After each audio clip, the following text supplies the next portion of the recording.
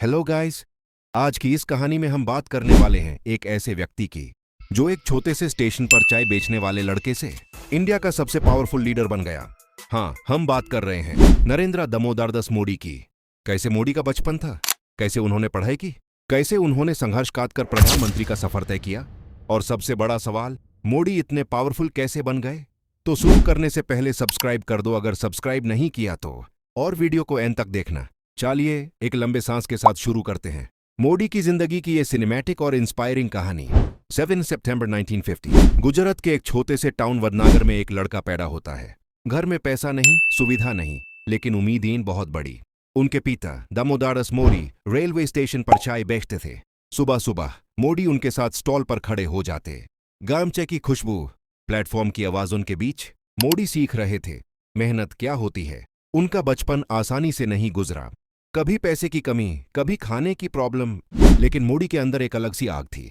वो कहते हैं, गरीबी ने मुझे तोधा नहीं गाज दिया। स्कूल में वो एक एवरेज स्टूडेंट थे, लेकिन स्टेज पर जाने का शौक था।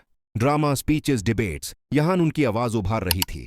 एक दिन उनका दोस्त उन्हें एक जगह ले गया, आरएसएस की शाखा। 8 साल की उम्र में मोदी को कहानियां सुनाई जा रही थी, देश के हीरोज की, तपस्या की, डिसिप्लिन की। मोदी को यह सब पसंद आया। उन्हें लगा जिंदगी में कुछ बड़ा करना है, और यहीं से उनका सफर शुरू हुआ। मोदी की पढ़ाई सिंपल थी। स्कूल में वो बहुत ओबीडियंट स्टूडेंट नहीं थे, लेकिन उनके टीचर्स एक बात याद रखते हैं, मोदी में बात करने की, लोगों को समझाने की शक्ति थी। 12th के बाद उन्होंने पॉलिटिकल साइंस में ग्रेजुएशन किया, फिर गुजरात यूनिवर्सिटी से पॉलिटिकल साइंस। पढ़ाई के साथ साथ वो दुनिया को ऑब्जर्व कर रहे थे। खरेब लोग, शौत दुकानदार, मजदूर। उन्हें लगता था कि एक दिन वो उन सब के लिए कुछ करेंगे। लाइफ में उनके पास पैसा नहीं था, लेकिन उनके पास सीखने का हंगर था, और ये हंगर ही उनको आगे ले गया। जवानी आते ही मोदी ने एक डिसीजन लिया, वो पूरा समय आरएसएस में देंगे। आरएसएस में उन्हें डिसिप्लिन, प्लानिंग, ऑर्गेनाइजेशन और नेशन फर्स्ट की फिलॉसफी सिखाई गई। वो प्रचारक बन गए। एक झोला, 2 कपड़े और एक साइकिल, इससे ज्यादा कुछ भी नहीं था उनके पास। मोदी एक शहर से दूसरे शहर घूमते, लोगों से मिलते, उनकी प्रॉब्लम सुनते। उन्होंने लोगों के घर में खाना, जमीन पर सोए, और ग्राउंड रियलिटी को डीपली समझा। उनकी काम करने की स्पीड देखकर आरएसएस ने उन्हें पॉलिटिकल विंग बीजेपी में भेजा। 7 साल की मेहनत के बाद मोदी को बीजेपी का ऑर्गेनाइजेशन संभालने का मौका मिला। यह वही वक्त था जब लोग पहली बार उनका नाम सुन रहे थे। मोदी एक शांत लेकिन तीखी सोच वाला आदमी। 1995 तक मोदी ने बीजेपी को गुजरात में काफी स्ट्रांग बना दिया था। उनकी स्ट्रैटेजी, बूथ को स्ट्रांग करो, वर्कर को एम्पावर करो, बीजेपी के लिए गेम चेंजर साबित हुई। FIR 2001 गुजरात भूकंप से हिला हुआ था, पूरा स्टेट डर में था। ऐसे टाइम पर बीजेपी ने एक बड़ा डिसीजन लिया। नरेंद्र मोदी को गुजरात का मुख्यमंत्री बनाया गया। मोदी ने ऑफिस से संभाला और उन्होंने सिफारिश से काम शुरू किया। रोड्स डबल स्पीड में बनने लगे, बिजली की प्रॉब्लम कम होने लगी, इंडस्ट्रीज आने लगी, इन्वेस्टमेंट बढ़ने लगा। और फिर 2002 का वो दर्दनाक साल, दाइंजे हुए। पूरा देश गुजरात को देख रहा था।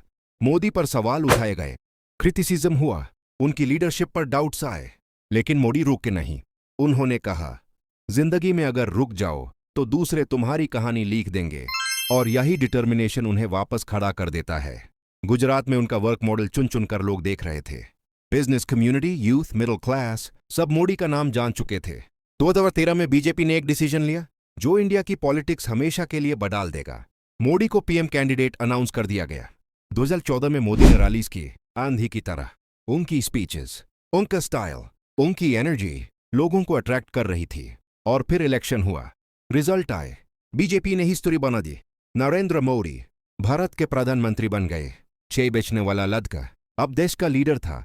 अब सबसे इंपॉर्टेंट सवाल, मोदी इतने पावरफुल कैसे बने। Reason number 1, communication power. उनके स्पीचेस सिंपल, क्लियर और इमोशनल होते हैं, लोग कनेक्ट करते हैं।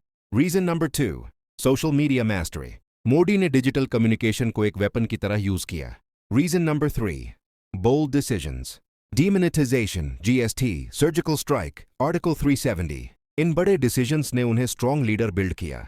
Reason number 4, nationalism. उन्होंने एक स्ट्रांग नेशनलिस्ट इमेज क्रिएट की। Reason number 5, BJP plus RSS का नेटवर्क। पूरा ऑर्गेनाइजेशन उनके साथ है, और ये उनकी पावर को स्टेबल बनाता है। मोदी के सपोर्टर्स कहते हैं कि उन्होंने इंडिया का ग्लोबल इमेज स्ट्रांग किया। डिजिटल इंडिया, स्वच्छ भारत, इंफ्रास्ट्रक्चर, रोड्स, बहुत सारा डेवलपमेंट हुआ। क्रिटिक्स कहते हैं कि unemployment, economy, farmers protest, media freedom, ये सब चैलेंजेस अभी भी जिंदा हैं। मोदी का सफर सिर्फ सफलताओं की लिस्ट नहीं है, ये एक ऐसी जर्नी है जिसमें प्रेज भी है, क्रिटिसिज्म भी। दोस्तन, नरेंद्र मोदी का सफर एक सिंपल फैमिली से इंडिया के प्रधानमंत्री बनने का सफर है। इस कहानी का मैसेज सिंपल है, अगर डिसिप्लिन, हार्डवर्क और डिटर्मिनेशन हो तो दुनिया की कोई ताकत आपको रोक नहीं सकती। अगर आपको ये स्टोरी टेलिंग पसंद आई हो तो वीडियो को लाइक, शेयर और सब्सक्राइब जरूर करना और कमेंट में बताना मोदी की लाइफ का कौन सा पार्ट आपको सबसे इंस्पायरिंग लगा।